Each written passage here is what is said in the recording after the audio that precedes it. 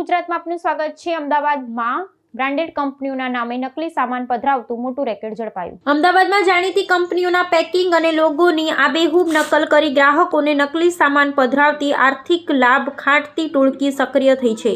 Ahmedabad crime બ્રાન્ચે SG highway પર આવેલા Sola Bhagavat gate નજીકથી નકલી સિગારેટ, ઘી, ચા અને મસાલા સહિતની જીવન જરૂરી ચીજ વસ્તુઓનું વેચાણ કરતા 3 શખ્સોને ઝડપી પાડ્યા છે। બેંગ્લોર સ્થિત એક ઓથોરાઇઝ્ડ એજન્સીના અધિકારીને અમદાવાદમાં બ્રાન્ડેડ કંપનીની નકલી સિગારેટ વેચાતી હોવાની ચોક્કસ બાતમી મળી હતી, જેના આધારે એજન્સીના અધિકારીઓએ ડમી ગ્રાહક બનીને નકલી સામાન વેચતા શખ્સનો સંપર્ક કર્યો અને મોટા જથ્થામાં માલ ખરીદવાના બહાને તેને સોલા ભાગવત ગેટ પાસે બોલાવ્યો। આ દરમિયાન ક્રાઇમ બ્રાન્ચની ટીમ ઘટના સ્થળે વોચ ગોઠવી હતી।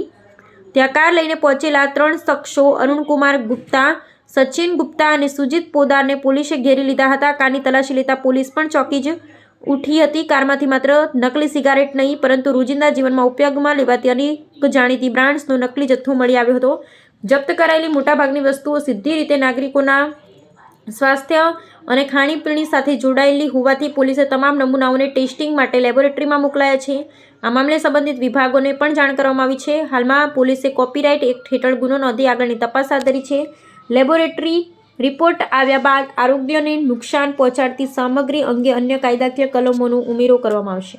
અમદાવાદ ક્રાઇમ બ્રાન્ચ અમદાવાદ શહેર ક્રાઇમ બ્રાન્ચને એક માહિતી મળી હતી કે એક લેખિત રજૂઆત પણ હતી માહિતીની સાથે સાથે, જેમાં ડુપ્લિકેટ સિગરેટ જે વેચાણ છે અને એ ડુપ્લિકેટ સિગરેટના વેચાણના પેકેટ્સ ઉપર જે નિયમ અનુસાર એક ચેતવણી લખવામાં આવે છે કે તમાકુ ખાનાર પીનારને કેન્સર થવાની શક્યતા રહેલી છે, જીવનું જોખમ છે। તો આ પ્રકારની ચેતવણી આ પ્રકારના પેકેટ્સ ઉપર નથી ને એવા પેકેટ્સ વેચાઈ રહેલા છે।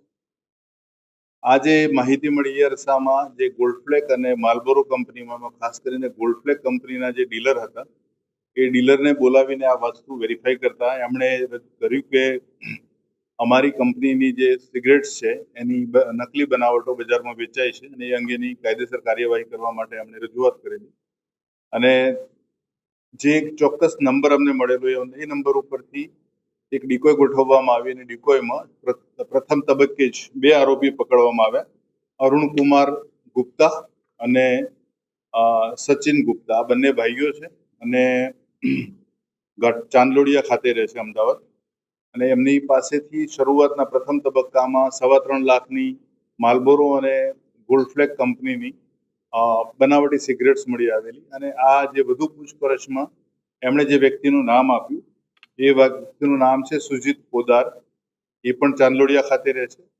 અને સુજીત પોદારની જે તપાસ કરી તો એણે જે ત્યાં ગોડાઉન રાખ્યા હતા ગોતા રેલવે ઓવરબ્રિજ જે છે, રેલવે ક્રોસિંગ ઓવરબ્રિજ, એ વિસ્તારમાં એના 2 ગોડાઉનમાં ત્યાં રેડ કરવામાં આવી અને આ જગ્યાએથી ઘણી બધી એવી જે જીવન જરૂરિયાતની રોજિંદી વપરાશની ચીજ વસ્તુઓ મળી છે। એમાં જસવંત છાપ bidi, Fevikwik, Gold Flake, Marlboro, Ariel washing powder, Tide, Surf Excel, Clinic shampoo, Wagh Bakri ચા, હાર્પિકની બોટલ્સ, એવરેસ્ટના અલગ અલગ જે વેજ નોનવેજ ફૂડ બનાવવાના મસાલા, અમૂલ ઘી અને સાગર ઘી, આવા 2 ગોડાઉન ચેક કરતા બંને ગોડાઉનમાંથી અંદાજે 12.5 લાખ જેટલો ની કિંમતનો મુદ્દામાલ, બનાવટી મુદ્દામાલ કબજે કરવામાં આવ્યો છે। હાલ 3 આરોપીઓની વધુ પૂછપરછ ચાલી રહેલી છે અને આ જે વધુ પૂછપરછમાં જે પ્રકારે માહિતી મળી એ પ્રકારે આ જે 2 જણા જે છે, અરુણ ગુપ્તા અને પ્રકાશ ગુપ્તા, સચિન ગુપ્તા, બંને ભાઈઓ માત્ર જે બનાવટી ગોલ્ડફ્લેક અને માર્લબોરો સિગરેટ્સ છે એની ડિલિવરી કરતા હતા। જે પણ કોઈ ડિમાન્ડ કરે તો એ એમને ત્યાં ડિલિવરી પહોંચાડતા હતા। સુજીત પોદાર જે છે એ મૂળ બિહારના સહરસા જિલ્લાનો વતની છે, પણ 3 પેઢીથી અમદાવાદમાં જે લોકો સ્થાયી થયેલા છે।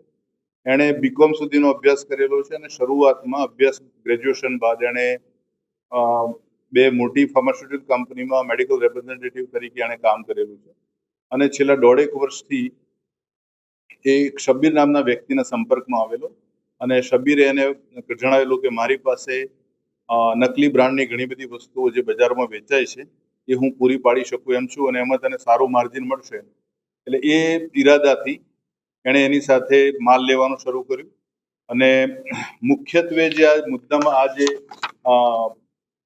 ચીજવસ્તુઓ જે મળી છે એમાં ખાસ કરીને આજે શબ્બીર જે છે એ અત્યારે હાલ એનું જે લોકેશન અત્યારે ગુજરાતમાં નથી, એની અત્યારે એક ટીમ અલગથી ટીમ એની શોધખોળ માટે લાગેલી છે. પણ શબ્બીર ઉપરાંત એક પવન સિદ્ધિ કરીને એક વ્યક્તિ છે જેણે જે અમૂલગી નકલી ફેવિક્વિક્સ, નકલી સર્ફ એક્સેલ, નકલી એવરેસ્ટના મસાલા અને ઇનો ઇવન અને નેસ્કેફી આ બધી પ્રોડક્ટ એ પ્રોવાઈડ કરે છે. જ્યારે વાઘ બકરી ચાની જે પ્રોડક્ટ નકલી બનાવટી પ્રોડક્ટ છે એ જગદીશ પટેલ નામની વ્યક્તિ કરી રહેલી છે. અને આ લોકો લઈ આવે છે અને મુખ્ય ઉત્પાદન સ્થળ સુધીની કાર્યવાહી અત્યારે હાથ ધરવામાં આવેલી છે. હાલ જે ત્રણેય આરોપીઓ છે એમનો કોઈ ગુનાહિત ઇતિહાસ નથી, પણ જે ત્રણ જે વ્યક્તિ છે પવન સિંધી, જગદીશ પટેલ અને શબ્બીર, આ ત્રણ લોકો હાલ અત્યારે એમનું લોકેશન ગુજરાતમાં નથી.